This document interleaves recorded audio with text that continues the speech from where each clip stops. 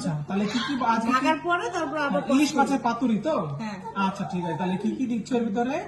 বেগুন, টমেটো, লঙ্কা, সর্ষে বাটা, আচ্ছা জিরে বাটা, ঠিক আছে, এই যে ইলিশ মাছ, নুন, হলুদ। বাংলাদেশি ইলিশ, আর তার সাথে তোমার এই বেগুন, এগুলো দিয়ে কলা পাতার উপরে বসাবে তাই তো?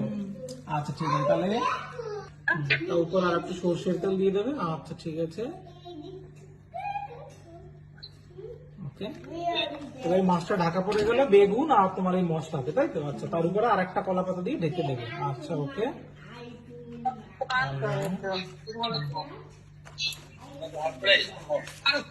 ঠিক আছে। এবার ঢাকার পরে এবারে সবটা ঢুকে যাবে একসাথে মেশিনের ভেতরে তাই তো?